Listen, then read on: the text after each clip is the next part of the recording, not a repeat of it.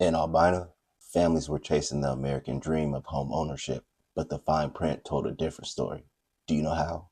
Welcome back, y'all. My name is Charles Slaughter. I'm the Director of Development at Taking Ownership, a community-based, volunteer-driven organization that preserves home ownership by covering critical repairs for historically displaced homeowners.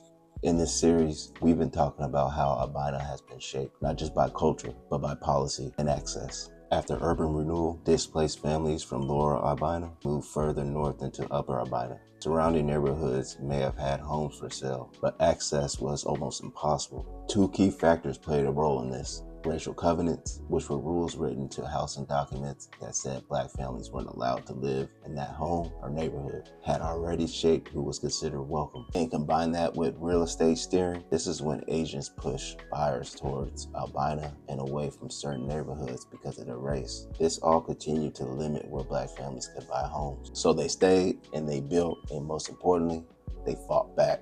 See, urban renewal didn't just stop with the first projects. The city had plans for more redevelopment, and the frustration in the community kept building. But that frustration didn't just turn into anger, it turned into organization. Community coalitions mobilized. Leaders pushed back against expansion plans and demanded investment instead of more demolition. As a result, Black home ownership in Upper Albina grew through the 70s. And by 1979, Black home ownership outnumbered white homeowners in Upper Albina for the first time. Yes, this was progress. But even then, Albina's home values remained below the city's average. Access to improvement loans remained difficult. By the 1980s, that imbalance became severe. Check this out. In 1987, banks made only 10 home loans in the heart of Albina. The next year, they made just 9. Traditional banks stepped back. Predatory lenders stepped forward. One of the biggest was Dominion Capital Inc. Here's how they worked.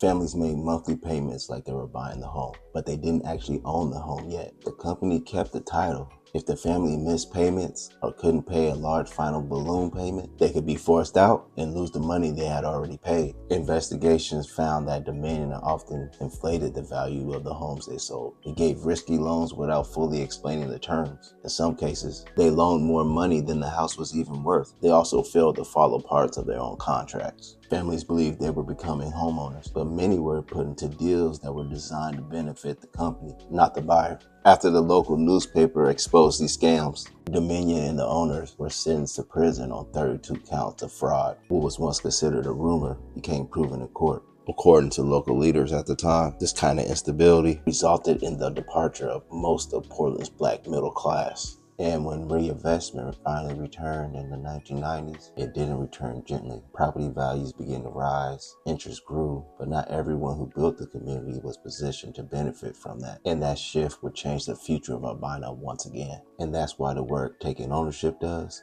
matters today. Thank you for your support. Whether you're watching, sharing, or giving, you're helping us protect Black home ownership and preserve legacy here in Portland. We truly appreciate you standing with us.